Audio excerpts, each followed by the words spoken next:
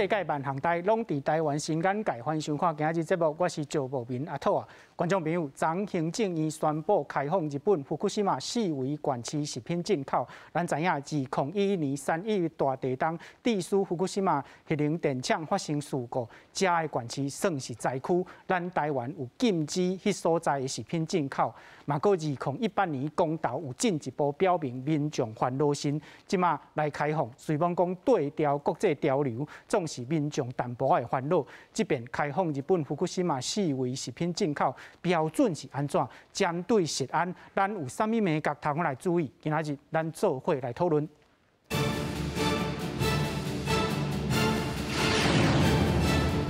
小介现场来宾邀请台大工卫学院吴坤如教授。各位观众朋友，大家晚安，大家好。邀请消基会林永健检验长。主持人各位观众朋友，大家好。观众朋友，检验长是华语人，小等伊主要用华语来参与讨论。过来，咱邀请民主进步党发言人谢佩芬。主持人好，各位听众朋友，大家好。邀请中国国民党文团会副主委黄祖德。主持人好，观众朋友大家好。好，观众朋友，咱来看，这边的政策是开放福岛4维的管区食品进口。即马全球敢若台湾、中国、韩国、犹原限制遮个地区的食品进口。咱这边政府的政策开放有3个原则，头一个是科学的检验。第二个是为民众顾食安，第三个是标准比国际标准更较严格。过来有3个配套，头一个配套是禁止特定食品的进口，第二个是边境100%检验，第三个就是特定地区爱提出双证明哦，亲像水产、菇类、茶以及幼稚的食品，拢爱提出双证明。针对这个福岛4维管区食品进口的问题，2016年马英九前总统捌赞成来进口，总是伊无做。即马蔡英文总统的执政团队来开放进口，解决这个问题。针对这边的政策，咱看到日本政府内底，因的政府发言人当这时嘛是内阁的秘书长，这个马村诺。甲因的外交部长还也是拢表示感谢这边的政策，因是表示感谢，敢有法度来帮助台湾加入这个 CPTPP， 咱今仔日拢要来探讨，大声来看开放食品进口的报道。日本福岛管区食品当在1年4大禁令将要宣告解禁。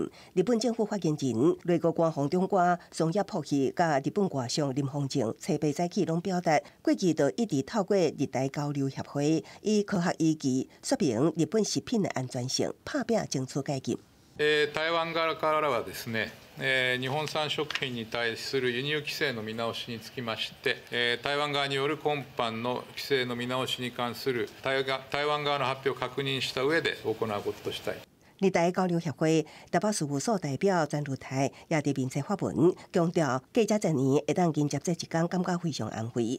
对福岛食品解禁，行政院表达将对咱国争取加入 CPTPP 有帮助，甲世界连接。要加入国际经贸体系，要加入高标准的 CPTPP， 不能自外依人，固步自封。今天的这个调整措施，会是我们参加 TPP 的一个非常大的助力。解禁消息释出，日本媒体也高度关注。NHK 报道指出，台湾去年9月已经申请加入 CPTPP， 争取日本支持。台湾政府一直思考解禁时机。朝日新闻、特别新闻报道指出，台湾解禁福岛食品，更划出一大步，希望争取加入 CPTPP。日本新闻网新潮社报道指出，台湾加入 CPTPP 关键就是解除福岛食品禁令。日本时事通讯社是上早的报道，台湾为了争取加入 CPTPP， 嘛有过福岛食品上近今年1个3月都会解禁。不是开了福岛就一路绿灯了，但是不开福岛恐怕连第一个绿灯都没办法取得。所以台湾能做的选项就是把我们所可以掌握的条件创造出来，台日之间的这种双边咨商程序，也许会获得比较好的进展。学者分析，解禁会当得到日本的支持，也毋过其他会员国的态度，并不是日本会当主导。台湾只会当创造甲国际连接的条件，进一步扫除客观贸易障碍，争取加入 CPTPP。记者综合报道。观众朋友，咱即马来看这边开放了后的影响吼。本地的规定是啥？本地是特定地区拢禁止，也就是福岛、伊巴拉基、土耳其、群马、千葉这的5县市，拢总伊的所有的产品拢禁止哦。另外，伫伊的四围其他的所在，亲像米亚基、伊瓦蒂这的所在的产品，就要提出这个辐射检验证明以及伊的产地证明，才会使进口。啊，即摆开放了后，即摆方案变做啥物？咱来看调整了后的方案，都是特定地区这个完全禁止进口来取消，就是用产品来管制。什么款的产品？也就是讲，日本这个即摆限制流通的产品会使进口，不过5县市内底有几种产品油源袂用的进口，就是野生的这个肉类、菇类、加绿油菜，这的油源袂使进口。另外，这个米亚基、伊瓦蒂的水产啊，这个静岡的茶，这个奶制品、幼儿食品是这个东京的这个这的产品会使进口。第4项是菇类。米亚基、伊瓦蒂、山梨、静岡，另外其他5县市的特定的产品，同款爱提出辐射证明以及产地证明，这2项证明才会使来进口到咱台湾。针对这边的开放的政策，咱请教这个副主委，国民党准备安怎来监督？民进党政府即个开放即个福岛食品啊，吼，是，其实大家关心的是即个核灾吼，即个影响吼。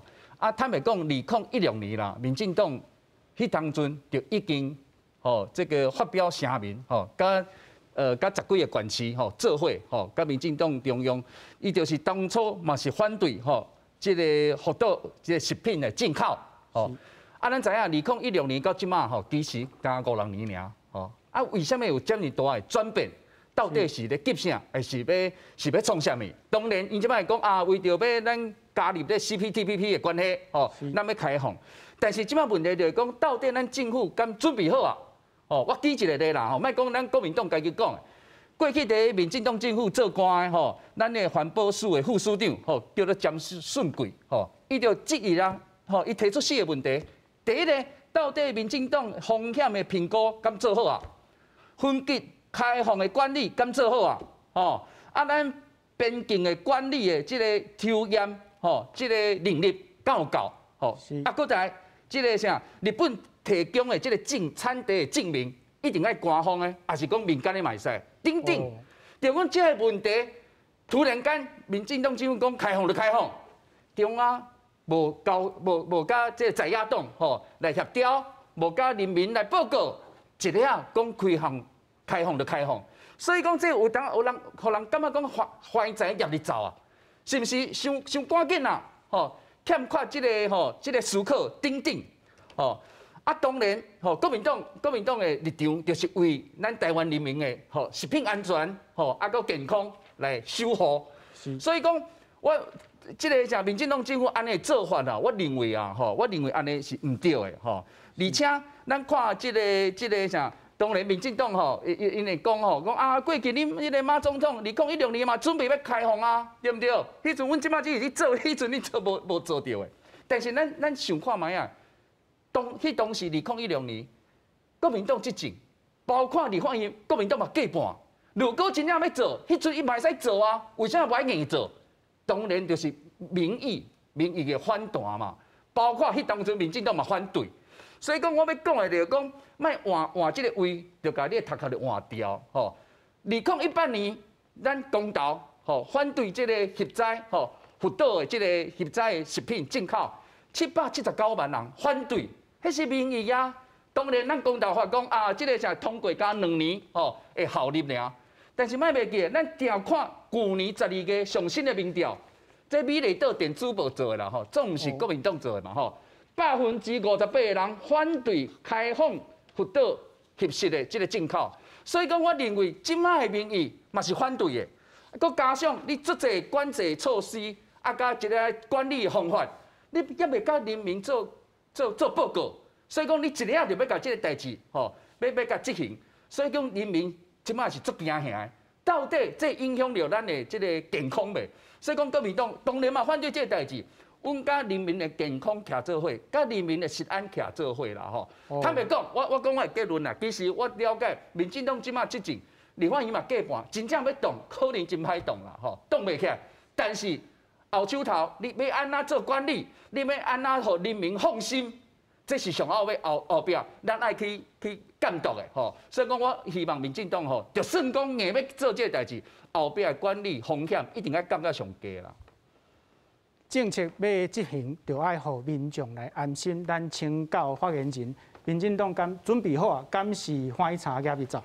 是即个民进党政府已经。昨仔咧宣布的时阵，就有宣布讲，咱有即个3个原则，甲3个即个配套的即个措施嘛。拄拄啊，主持人嘛有讲到，所以讲这是就完整的一个规划，啊，毋是讲啊突然间讲啊要宣布就宣布安尼。其实哦，即个开放即个日本的福岛的食品的进口啦，伊是一个原则的问题啦，伊毋单单只是讲一个食品的安全的问题嘛，毋是讲钱的问题啦。为什么我讲这毋是食品安全的问题？因为阮已经有即个3个原则、3个配套啊，搁有哦，若是真正是有这个核实，真正是有互来污染到的这个食品，阮就袂进口，这台湾就袂进口，日本嘛袂出口啦，讲实在的，那就是只要有进口来台湾的食品，就袂受受污染到的，因为讲阮嘛会是有检查，回归到说科学的检验啊，为民众的这个食品的安全来看头看尾啊，搁有阮的标准已经是比国际的这个标准搁较严格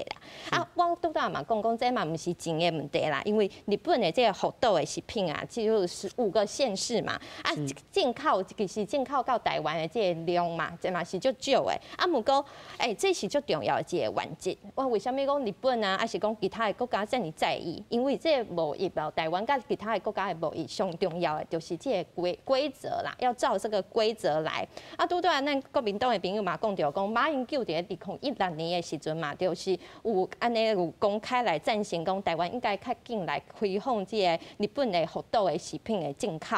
认真就咧讲的代志，迄个时阵马总统是安怎讲的？伊讲这日本哦，伫咧这个3D 的证明跟辐射证明啊，拢有确实的在执行。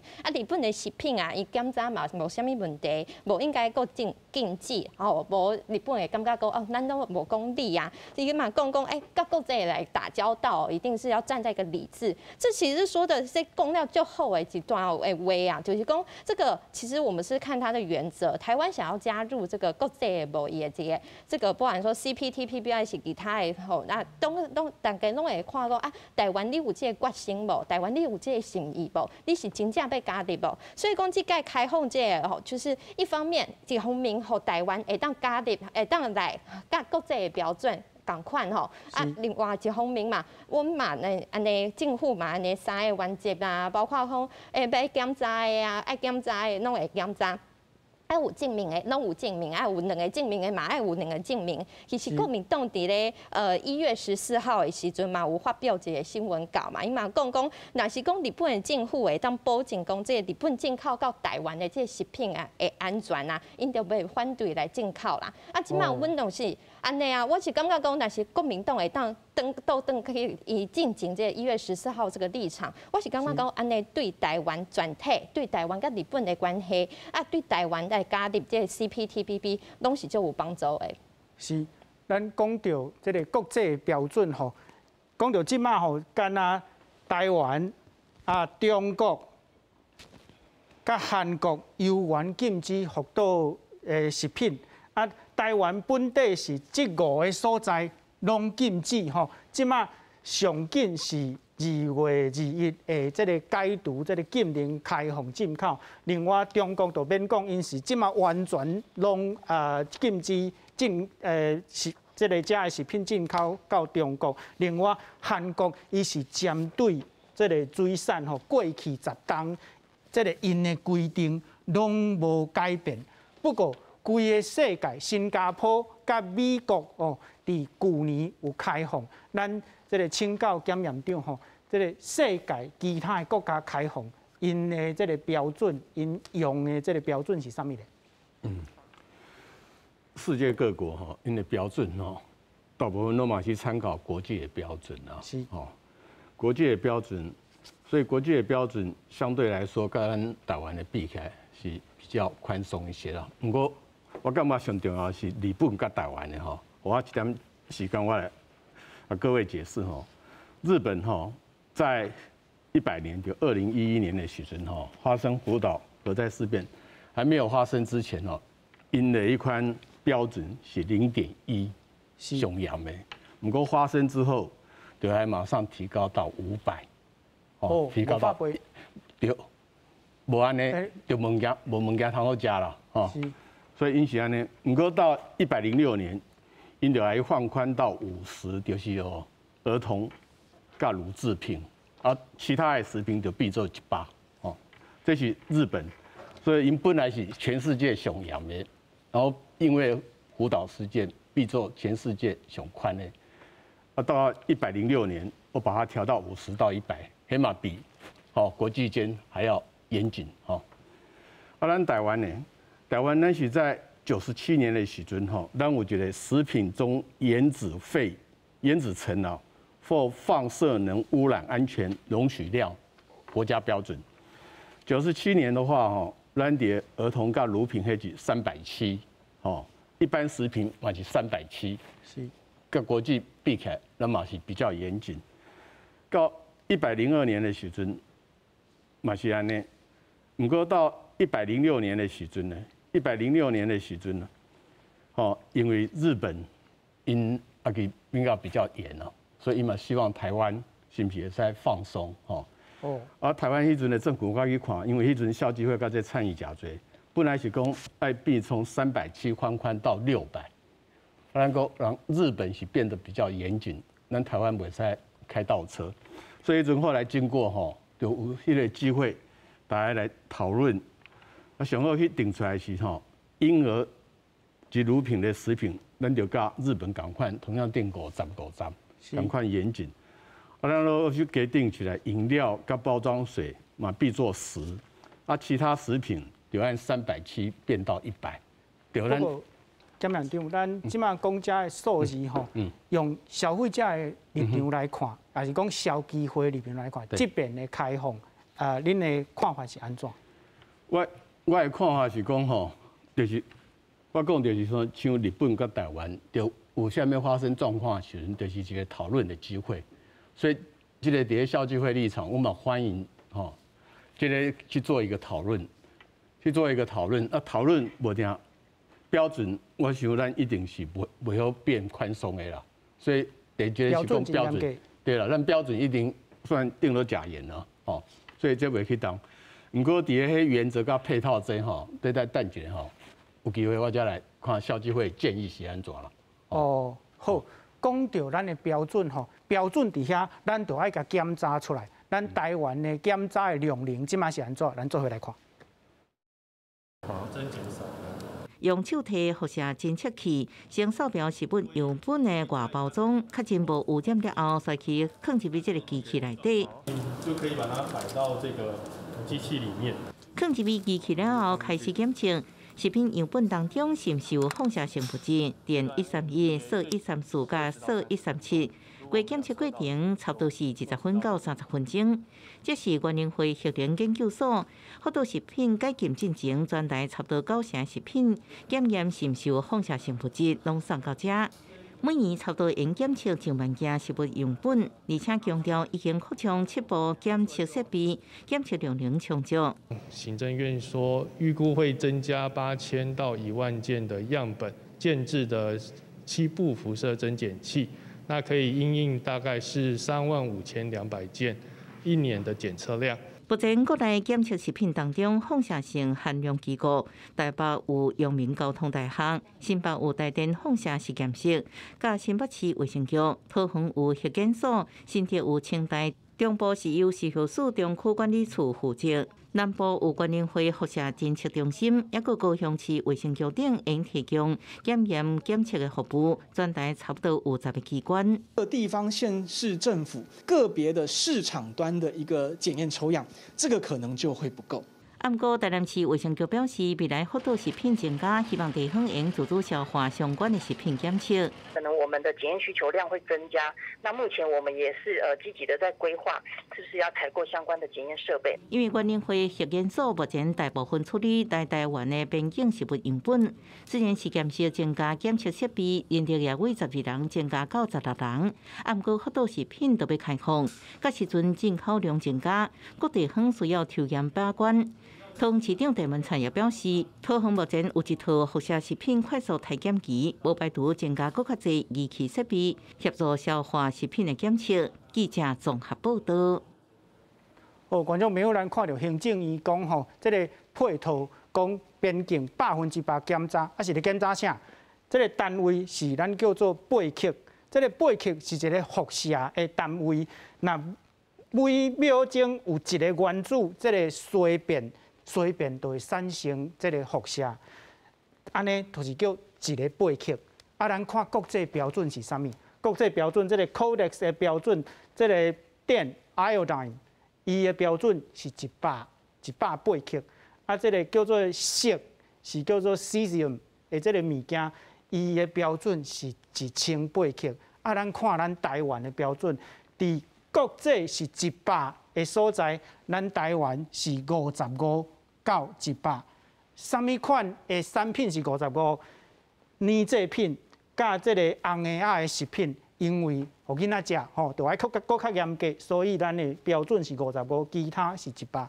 伫国际标准是1000的，咱这个幼儿在食的，咱是50吼。咱的水甲饮料是10，其他的食品是100。安尼，咱看到咱台湾的检验标准比国际上是更较严格。咱来请教吴教授，安尼讲敢有这个正确？我想根据这个数据吼，看开当然台湾吼，林教授嘛有讲过，就是讲目前这个标准伫世界上每一个国家咱来比较的时阵，咱标准较严，吼，这是咱无得好人的代志吼。但是咧，咱食品安全呢，爱做民众安心啦，吼。我是较无希望你讲为着要参加 CPTPP 啦，为着要啥物货，吼咱要开放，咱应该安怎做，互民众的安心，我想这个较重要。所以其实就是讲，伫台湾呢，这个不管是食品安全的决策，还是环保的决策咧，这其实是根据科学证据来做决策的过程，吼。咱这个过程呢，有一个欠缺，就是讲。咱无先甲即个科学的争议咧，解除掉，吼，就政治的决策，政治的决策引起，伫民主国家内底，就是反对党一定会反对执政党的政策嘛。但是即个物件，对科学的争议甲政治的争论，南做伙的时阵吼，就是歹解说啦。是，吼，所以有一寡学者出来讲，无得人讲这是偏什么党吼，安尼，我想安尼拢无好啦。咱安怎做会当互民众会当安心，这其实上重要。所以我要建议大家吼，大家咧讲这个政策的时阵，应该等于看讲2011年咱管制的政策是安怎？其实有可能2011年就是咱即马新的要做的政策。哦，可能就是安尼。吼，因为迄阵其实我咧看吼，咱都有2011年甲2015年这放射线强度的监测的资料出来。这是网络资料食品是对倒位来的？就是为做福西嘛附近来的啊。咱都有这监测的资料伫网络上，我昨暝等去找，后来找到5档的资料啊，吼。我嘛感觉讲，过去我学生，我咧上课指导学生做这个做放射线的这个风险评估的时阵，都用这个资料做个风险评估啊，吼。是。当然，这个依照目前即摆这个管制的标准，这个风险是来界价啦。是。吼，咱等来解说。就讲我无希望讲，吼为了政治，加一寡物件会食你的，讲到哪像足毒的安尼嘛唔好啦。像我啥物有人讲做辐射，吼其实就是讲，这个食品内底有含这个放射线的物质，吼，啥物都袂食你咧，吼，所以我咧上课拢问学生吼，咱知影讲放射线会致癌，但是咧，咱食品内底有含即个有掺着即种放射线的物质，大家敢食无？我相信在座大家嘛唔敢食，我学生嘛人大家拢讲唔敢食。但是咧，伫2006年，咱迄阵执政党有想要开放的时阵，引起一大个争论。我就找阮主任委员会，吼，拜托因甲咱台湾监测的资料下伫网络顶管，吼，所以阮主任委员会下面有一个放射线监测中心，因为咱台湾有核能发电厂，所以为着要避免讲核能发电厂泄漏出这有放射线的物质出来，影响到咱民众的生活，还是影响到咱的食品。所以，原住民委员会每当吼2届，伫咱的北部、中部、南部，拢会收集这个农产品啊、鱼产品，还是这个肉啦吼，这个产品等于牛。其实牛出来咧，拢是咱一个咱人为了要正常的生活，最重要一个元素叫做钾吼 ，potassium 就是钾离子。告诉你手头有科学的证据，甲咱解释一下。像这个就是讲淡水鱼甲咱的青菜，吼，像淡水鱼就超过咱拄讲的标准180克。吼，咱每日食淡水鱼，还是讲食就是鸡肉甲猪肉，嘛拢超过180克啦，吼，100超过，吼。这就是讲，因为咱生活上，咱人像咱心脏要跳，还是咱神经的系统要正常运作，咱需要这个钾离子 （potassium）。是。吼，无这个物件，咱心脏可能袂跳啊。哦，生物各种动物嘛是共款，植物嘛是共款啊。伊要正常的活落去，伊嘛是爱这个 potassium ion， 吼，叫钾离子。教授，你即摆讲是，咱一般咧食的食品内底都有放射线。有放射线，咱人嘛放出放射线啊。吼，所以较早也等于看，做郝龙斌因爸爸叫做郝柏村，当年你做行政院长的时阵，因为要说服这反核能的发电厂的民众，伊就讲出某2个查囡仔，佮比某核能反应炉佮安全，这种话出来。确实上世界上有一本册咧写这是安怎？因为这背，咱叫做背景值 （background） 吼，诶 ，radiation。是。吼，这物件其实拢超过这拢超过180克，咱每日咧食，所以讲咱有咧食核实无？有咱大家拢咧食。哦，但是咱讲到咧，因民众无所了解，所以这就是这种的责任。咱要做决策以前，要向民众解说好清楚，讲互因了解。其实咱大家咧食这食品拢含有这放射线物质，就是大家讲核实嘛。大家咧食，有安怎无？伫美国1970年代，因为这食品药物管理法内底就规定讲，伫1958年以前，大家拢咧食食品，吼，因为长期安尼食拢无造成败害，所以大家认为是安全。所以这个物件伫因的法律内底有写。Generally recognized as safe， 吼，一般叫做 GRAS， 这是因的法律内底的规定啊。所以这物件其实拢认为是安全。好，咱认为安全呢，这的放射线的物质含的这放出来放射线的强度，拢超过即卖180克。是。好因为日本进口量这食品咱袂逐日食嘛，但这物件咱逐日食。所以咱为这个咱的每日食食品。做接受的放射线吼，搁较济啦。是。吼，所以这物件就是咱来讲，互民众了解。哦，这物件其实大家当安心食。理论上，这个风险有够低，低甲就是讲会当咱就是甲唔免甲考虑到啊啦。这种风险，虽然放射线会致癌，无毋对。有人讲是安那核能发电厂，他要接受这种日本可能受到污染的食品的，免啦。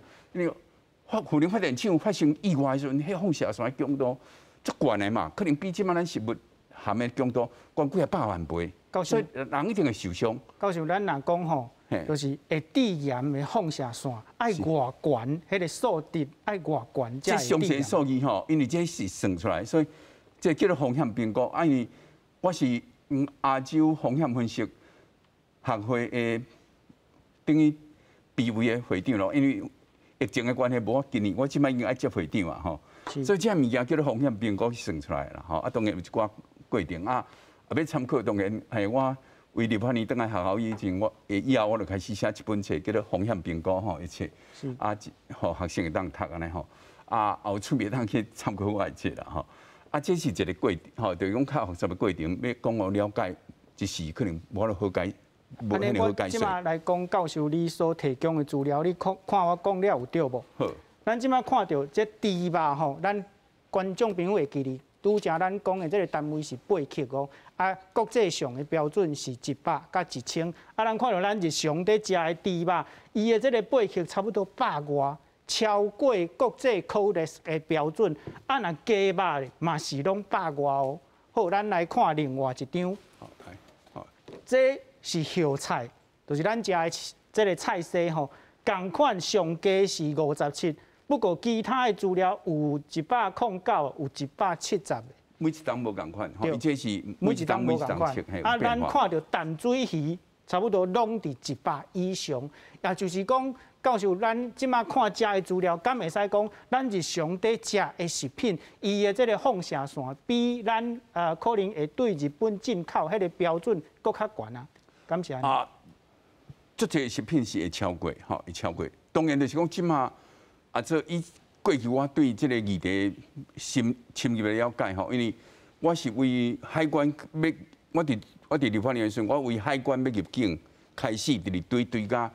做原子能研究所咧检验的所在去吼，去了解讲这个过程是安怎咧抽验的啦吼。啊，这个物件咱足济其实吼，伫过去的做法就是讲，无毋对，日本当然互相证明，就是产地甲检验的证明拢有付出。咱来个抽验检查，啊，即摆讲拢每一批拢检查啦，就100%每一批拢检查。是。吼啊，这个物件就讲过去我有听过，哦，较早前的。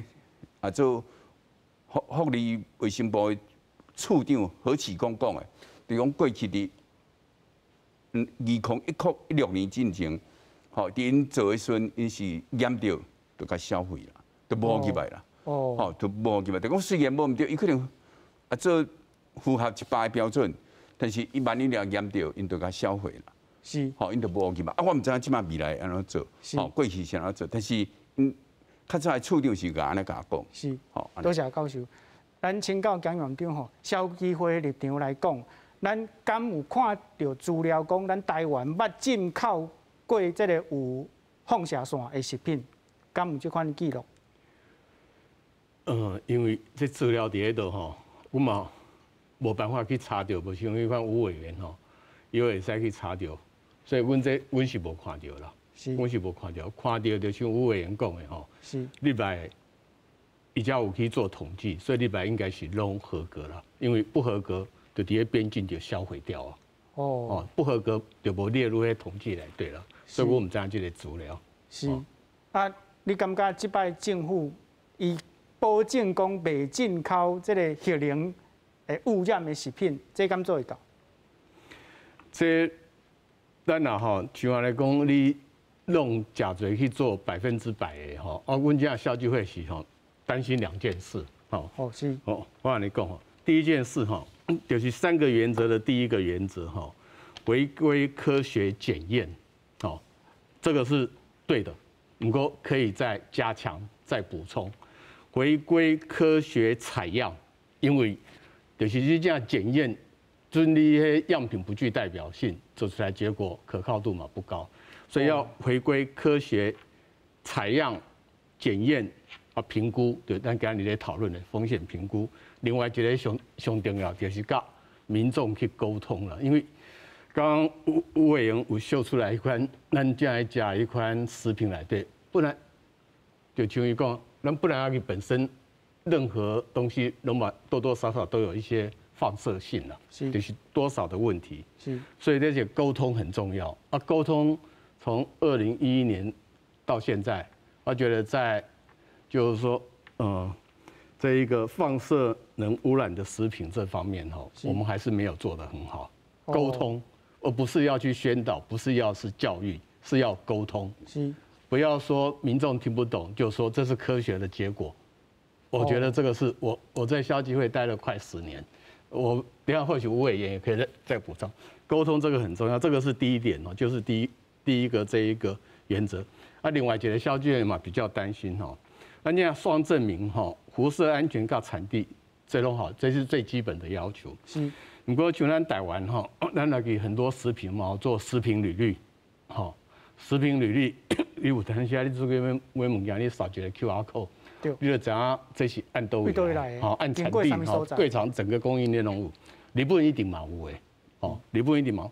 所以阮今仔嘛是建议讲吼，咱今仔双证明之外吼，是毋是会使按迄双证明，咱有必要的时阵，就有官方会使去连到日本遐。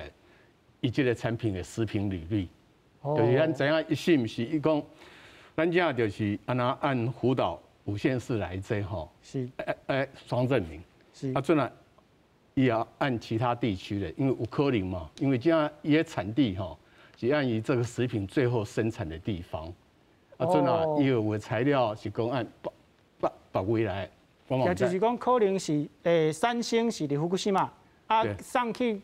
别个所在加工了做食品，啊，最后产地的是迄个加工的所在。对，啊，咱这样做到有这个吼食品履历，这也就可以去到追溯，就是追踪溯源，溯源就是追溯到源头，追踪就是做到市场，咱就很快去了解。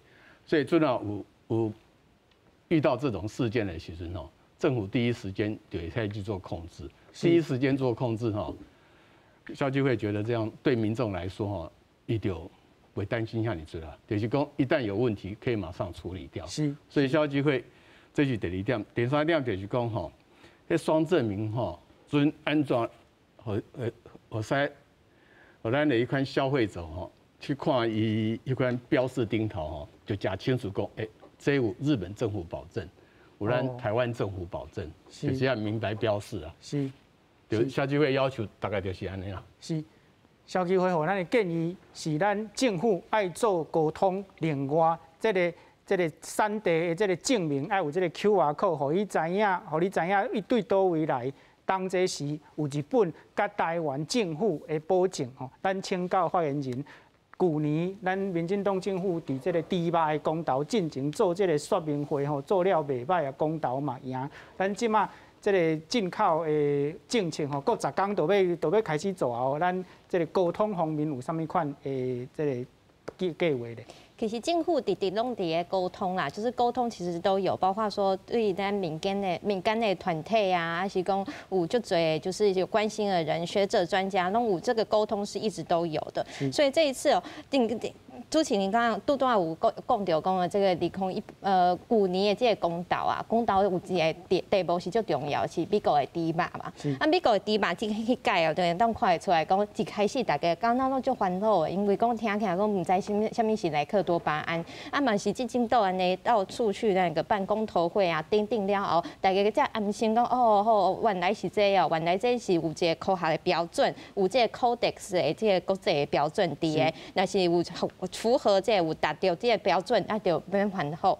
所以讲我感觉讲吼，去改这个公投的当，咱都会看得出来，讲台湾的民众是，你若是有沟通吼，有这样子的一个讨论，有这个说服的空间的话，其实就会当接受讲哦，阮已经想要来按这个国际的标准来。啊，这届这个日本的福岛的这个食品嘛，是这个同款的状况。即马全世界除了台湾跟中国以外，其他的国家都无亲像台湾跟中国安尼，就是全面的完全限制，完全限制。只要是咧福岛这个附近这个县市的拢限制，因拢是看做这是倒一项，倒一项，包括说这是水产品，这是啥物农产品、林产品等等的。所以讲这个如果但是我们即马改的这个改变嘛是安尼，本来是全面拢限制，变到讲看这个产品，看伊的检查，看伊的等的。所以讲这个转变，阮是感觉讲目前哦，昨昏宣布了哦，感觉讲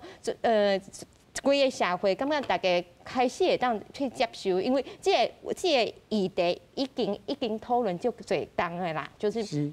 2018年的时阵，这个核实这个反那个日本食品的这个公投，大家嘛冇看到嘛。迄个时阵就有讨论过，啊，就是因为迄个时阵讨论过了后呢，蔡英文政府就也有收集相关的建议啦，包括讲有完成讲6份的这个风险的评估甲这个调查，啊嘛有提高咱的这个检查的这个量能啊，到那个每年可以到7万件，这等的就是也一方面也是在回应这个2018年的这个公投，然后呢，就是也是与时俱进的在修正，然后以及就是配合咱这 CPTP 这个大环境的这个趋势来做一个修正。是，观众朋友，咱看到2018年的公投吼，伊的题目是安尼，敢同意禁止政府来开放日本福库西玛311核灾的这个地区食品的进口吼，结果是啥？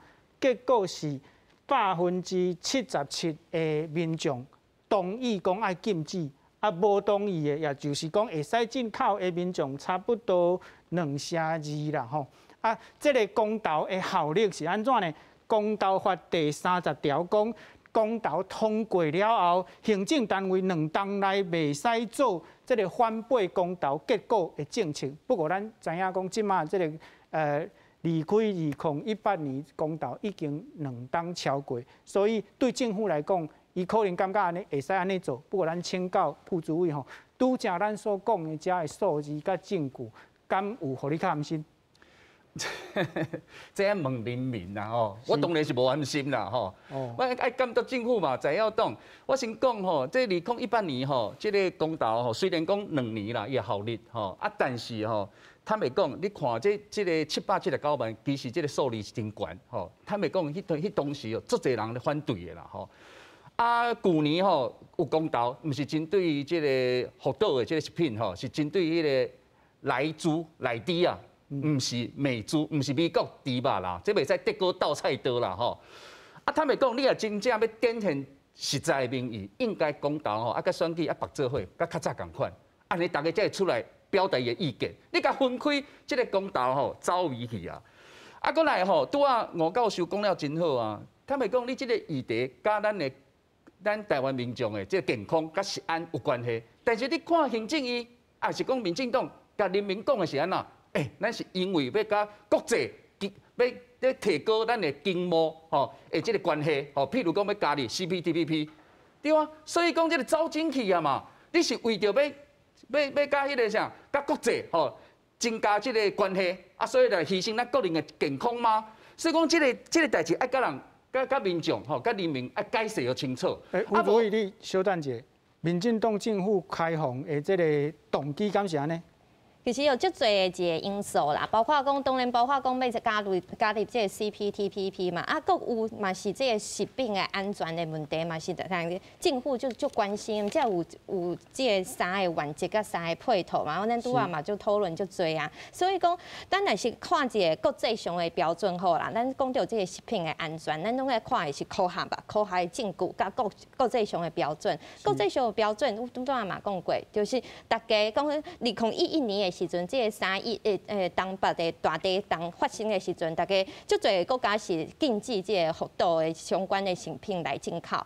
后来大家拢开放啊，大家都开始感觉讲，有够较侪这个科学的证据啊，有较侪的这个数字露出来啊，发现讲，无遮尔恐怖吧，无遮尔无啥物食品安全的问题伫的。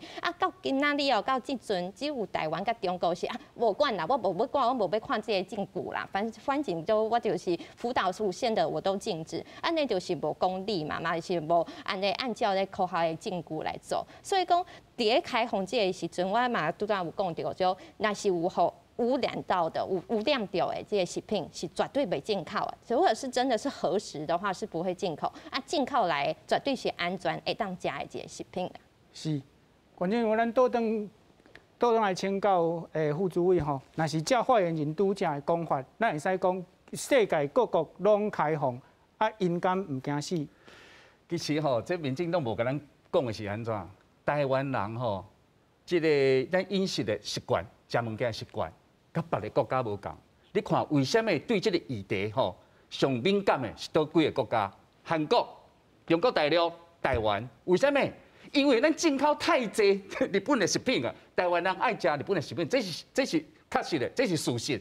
所以讲，咱对这个议题吼，对这个检验吼标准，咱来更加严格，因为咱食了济，所以讲你也要讲要甲其他国家比较吼。我感觉欠迄个，我感觉民间团体吼，讲这袂使做伙比的啦吼。过来我讲吼，而且如果民进党伊的想法是讲，咱来开放这个解禁吼，这个福岛食品，咱才有法度吼，这个加入 CPTPP。但是咱来问啊，中国大陆包含韩国即马水产品吼也未开放嘛？啊，为什么人也未开放，因就会使要推入要加入这个 CPTPP， 啊，台湾未使。有当时我认为啦，讲实在，我感觉这是一个价值啦，就是讲你要用什么价值，用什么这个原则，吼，你面对这个代志。如果你甲食品的安全看了上悬，啊，这绝对袂使退让的。啊，如果你认为讲啊，这毋是上悬，其他的利益比较较重要。啊，伊当然会做这个代志嘛，吼。拄啊，咱小聚会这个咱代表讲啊真好啊，来宾讲啊真好啊。咱要问，你要做这个代志，啊，你甲人民、甲社会有沟通无？看起来无啊。我还会记迄个过去迄个啥民进党执政头一个行政院长啊，叫做林全。林全伊开始迄阵讲啊呐，伊讲吼啊要开放、要解禁吼，这个福岛的食品，搁要开这个公听会。伊讲吼，可能上无一场，啊无来两场，搁较济嘛会使。但是咱看到即马无啊，一场就无啊。过一个年了，咱台湾人哦，买无鸡卵啦。结果啊呐，结果换来讲要开放即个福岛的食品，这敢会看口的。所以讲我是认为是安尼啦吼，就讲民进党如果讲吼，包括即个内底嘛共款，这拢是甲人民的即个食品安全、健康有关系。但是咱看一直在退让。就算讲让，到底是要换什么物件，那么无看无到。咱先莫讲要换这个换什么物件啦，总是想要提醒副主委吼，咱拄则所讲的素质，日常在食的猪肉、叶菜，遐的放射线的素质，拢比咱即马进口的标准搁较悬。迄咱逐工食的物件呢？啊，安尼袂互你较安心。我拄仔已经解释啊嘛，我是讲咱食日本食品济嘛，这就跟咱迄阵迄个内底为什么甲内牛要分开？就是因为咱吃内底的迄个啥比例悬价，迄个内牛6倍到7倍嘛，所以讲对咱个人的危险真悬嘛，提高嘛。搁再讲吼，你也讲要迄个标准吼，国民党昨日记者会嘛提出，咱的迄个哈温准迄个铯啦，吼铯的这个残留量。那毋是全世界上严格的呢？毋上，搁有迄个啥？搁有即个白俄罗斯、乌克兰，吼啊，即个俄罗斯，因为这顶这几个国家比咱搁较严格啊。针对即个啥谷物甲迄个囡仔的食品，是啊，啊，搁有民间的团体搁提出，譬如讲，咱校园学生敢要禁止食福岛的食品，这嘛是爱。我坦白讲，这个问题到即马，政府无法度回答。因为安那10天后就要执行啊，所以讲沟通在倒位，所以讲吼，民进党政府我拄仔就讲，我的结论是吼，国民党要动袂起来，但是后手头要安那做这个管理，要安那做检测，吼，包括咱即马讲拄仔有讲啊，即马咱各县市加3个县市有这个吼检测这个设备，啊，其他的县市要安怎？所以讲吼，这拢是爱大家后手头爱去面对的啦。好，多谢教授。我想吼，洪彦彬哥伫亚洲来算吼，我算最专业的人啦吼。虽然要比讲正话质量，迄是伫阮洪彦彬哥内底算较粗浅的啦，叫做小学的程度。我要看，除了这是重要啦，但是这算的算拢比实际质量加算足多啦，加算足多背出来。吼，所以这个质量已经唔是最大的问题吼，包括不管猪牛啥吼，其实。检验吼，像莱克多巴胺这个物件吼，检验的结果是一个法律的标准，无代表安全。安全是最后食的总量要加起来，就讲不管你食伊猪甲牛来，这莱克多巴胺拢加起来，含这个安全的标准来比较算啦。啊，所以你做风险评估的时阵吼，因为阮惊伊讲袂使加风险，袂使加算较低，那个合理加较悬一个。是。所以其实这物件拢高估了啦，吼，所以其实食法质量已经唔免烦恼啊。上惊去其他的代志啦，吼。所以讲，可能台湾人猪肉食较济，还是讲日本食品食较济，这毋是这算的拢高估了，拢甲算较悬吼，这拢无问题。伫风险评估内底，唔是关心这个物件拢唔是问题啦。吼啊，当然放射线这个吼，这当然民众会惊啦。咱知影，因为这个物件真正两悬的致癌嘛，吼，真正会致癌，啊，当然机会大小，吼啊。伊无安全的量啦，无安全量，吼，所以物件听着大家拢会惊。但是以癌症来讲，吼，台湾人平均呢，偌济人会1世人内底，台湾人有几个人会得癌？吼，咱根据国民健康署公告的资料，吼，每一档伊拢会公布咱过去这档来偌济人得癌，吼，得什么癌？这物件，伊即摆咱甲算台湾人上前10名吼，现在得的癌症来算吼，咱差不多加起来差10万人内底有600个人，吼，一档啦，吼。安尼算起来，台湾人吼1世人，咱咧做年寿命吼，差不多平均才80岁，甲算起来差不多2-3个人内底1世人会得癌一届啦，吼，有人会得癌。是。所以但是咧，咱这个风险咧，管制较偌严嘿。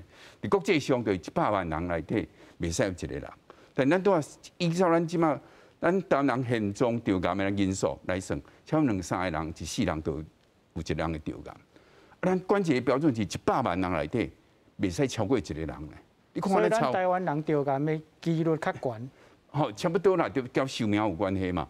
寿命愈长，吼，得癌的机会较大啦。是。吼咱交美国来比，咱可能因为咱咱的生活过程中，咱食的物件各种有足侪可能会致癌的物件。咱所以是咱公共卫生最重要，咱去研究什么物件互咱致癌。来控制嘛，吼。是。放射线是算研究相当济啊，吼，因为较早2粒原子弹踮伫日本，吼，所以遐因为放射线研究所专门咧研究放射线对人健康的影响。是。吼，所以放射线对人健康影响是相当了解，其他因素咱可能无了解，但是因为咱每一个咧食食内底有足侪危险会致癌的因素，咱那个去研究。放射线一项。足侪，咱食品内底足侪嘛。是。吼。拢有，吼，像得大肠癌，一定有足侪因素，吼，咱还无够了解，是，所以咱现在公共卫生的研究是重要，咱研究了后，咱当然控制来预防，吼，就减少台湾人得癌的机会，是，吼，这物件是安尼，所以咱唔通吼来互，拢足侪人拢伫新闻媒体用吓甲大家惊啦，哦，咱唔是安尼，科学的物件就是讲咱。然后来解说，所以为着要一个好的沟通，其实像伫日本、澳门吼，伊拢建立一个独立评估甲沟通的机构。像日本，伊较早小牛病最严重的时阵，伊就成立因大哥内底成立一个食品安全委员会，专门咧做食品安全的评估甲沟通。澳门嘛是共款，因为1996年来欧洲发生小牛病，所以伫澳门。吼，伊2002年成立食品安全局，伊嘛是负责独立的评估甲沟通。吼，这个物件因为独立无受到政治的影响，所以来沟通这个科学吼的数据咧，甲科学的现象证据，这民众较会接受。是。吼，较有信任嘛，对对民众有信任。但台湾内底行政机关内底，无人负责沟通啦。吼，你甲看对一个机构内底，不管是内政部、卫生福利部等等，无人咧负责沟通的。吼对风险沟通来定义，就是讲，你要决策以前爱沟通，所以公听会无算沟通。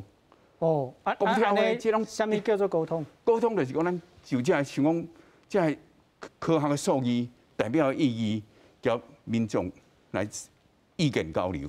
看了解讲，伊是你烦恼啥？是烦恼的物件，咱看变哪来做，互民众安心。哦，所以我想讲林老师伊也提出一寡物件，咱卫生福利部会当做的。其实这袂开做侪钱嘛，咱得来做，吼，做出来这数据，互民众安心，就好啊。教授，若是我即马演民众，我讲，你即马要进口日本的食品，伊有放射线，我会着癌，哦，我若安尼讲，你敢会赞成？我想这个物件就爱甲解说，就是讲吼，放射线真系着癌，但是咱台湾人着癌，唔是完全是因为放射线引起的，所以咱去了解讲，你烦恼的是什么物件？因为放射线这个着癌，咱目前的标准，这个着癌的机会已经足低啊！吼，依照即马风险评估算法，1000万人内底未超过一个人。